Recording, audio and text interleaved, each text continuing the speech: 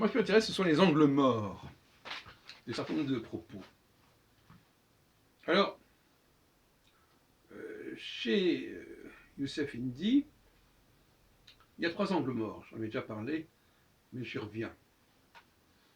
Premièrement, la question de la nouvelle alliance,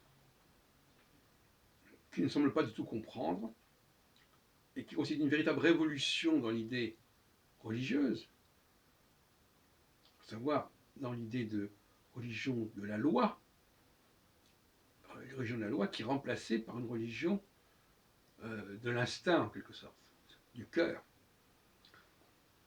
Et Jésus, d'ailleurs, est très clair là-dessus. Il y a un rejet de la religion légaliste en faveur d'une religion personnelle et où chacun est responsable de son comportement dans la vie. Par-delà toute question de conformité à je ne sais quel modèle collectif. Le deuxième point aveugle de Youssef Indy, c'est la question de l'Empire. Alors, il veut tout un exposé sur la déstabilisation de l'Empire ottoman, par ailleurs.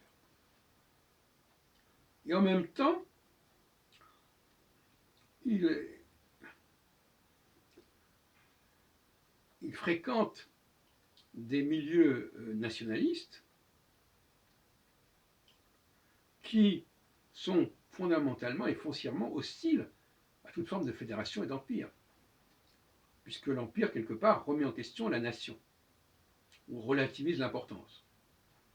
Et là, il nous explique, au contraire, que sous l'Empire ottoman, tout se passait bien, tout le monde cohabitait correctement, et que ce sont les puissances étrangères qui ont créé des tensions au sein de cet Empire ottoman entre les différentes communautés.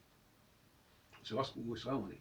Puis alors le troisième point, c'est la question absolument fondamentale du mimétisme religieux de la part de l'islam et de la chrétienté et du christianisme par rapport au judaïsme.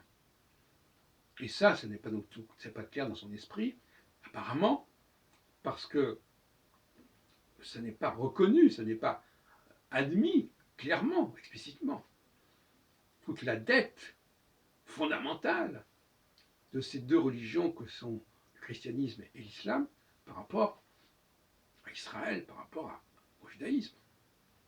Mais c'est une dette qui va beaucoup plus loin, puisque c'est une volonté de la part des païens, qui sont les ancêtres des chrétiens et des musulmans, qu'on le veuille ou non, d'entrer dans la sphère juive, d'entrer dans le monde juif, par tel et tel procédé,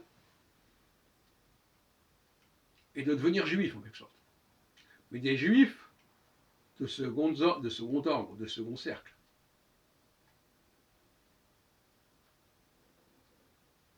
Et là, on retombe dans une question fondamentale.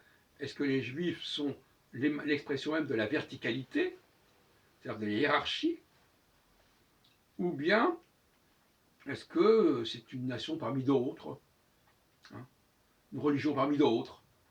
Cette volonté de banaliser le fait juif est quelque chose d'effarant. Mais c'est de bonne guerre, on l'a dit tout à l'heure, à propos de la volonté de faire chuter les aînés en faveur des puînés. Or, le peuple hébreu, c'est l'aîné par rapport aux puînés que seraient les chrétiens et les musulmans. Tout ça n'est pas bien analysé par Youssef Indy, où tout le monde est même évacué, ignoré, esquivé. Bon. Donc vous voyez à quel point l'érudition remarquable, la pédagogie remarquable de Indy, avec lui on apprend des tas de choses, on révise plutôt beaucoup de choses, qui n'est jamais mauvais, et en même temps il y a des points aveugles, criants, flagrants. Et par ailleurs, j'ai entendu lui qui se présente comme historien tenir des propos qui n'ont rien à voir avec la déontologie de l'historien. Hein. Des propos sur Satan. Bon. Est-ce que les historiens doivent parler de Satan? satanise un petit peu partout, on voit Satan partout. Bon. Donc, il y a une base historique solide, avec d'une part des points aveugles frappants, et d'autre part une dérive idéologique